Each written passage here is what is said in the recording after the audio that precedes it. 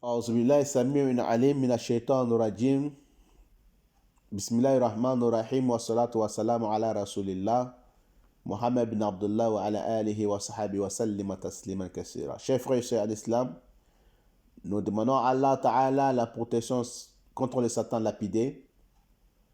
Nous débutons notre intervention au nom de Allah, le tout miséricordieux Allah, le très miséricordieux Allah. Nous demandons à Allah, le tout-puissant, d'aimer son salut et paix et sa bénédiction sur le prophète Mohammed ainsi que sa famille et ses nobles disciples et tous ceux qui vont le suivre jusqu'au jour de la résurrection. Nous allons vous parler aujourd'hui, chers frères et sœurs en islam, notre 7e leçon de l'interprétation des diverses interprétations des rêves selon l'islam. Nous allons vous parler de la mosquée, deuxième image de la mosquée. Allahumma jal khaira, qu'Allah fasse que soit bonheur pour moi et pour vous. Amin.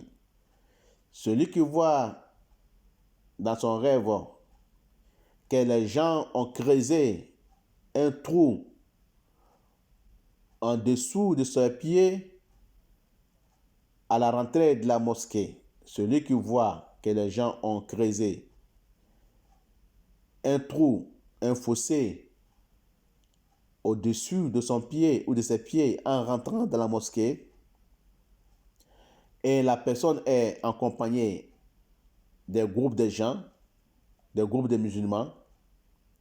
Quand tu vois ces gens de rêve, ça signifie que la personne va se marier très très prochainement.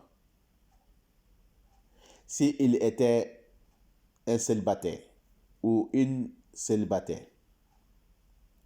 Sinon, ça veut dire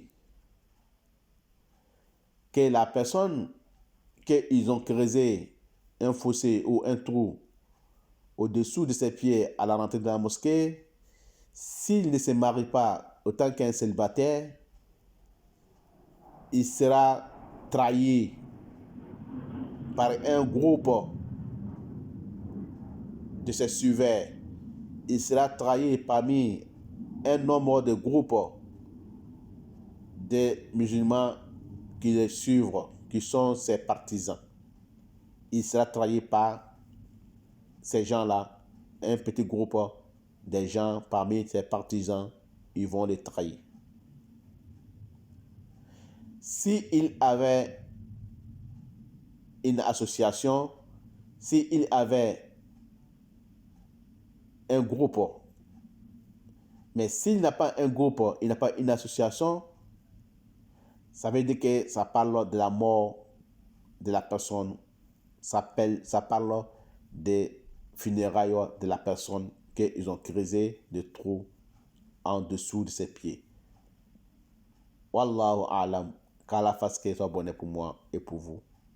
C'est Allah qui sait. Wa ilal lika, on se retrouve au 8e leçon de l'interprétation des rêves selon l'islam, les diverses interprétations des rêves. Rendez-vous au 8e image. Assalamu alaikum wa rahmatullahi wa barakatuh.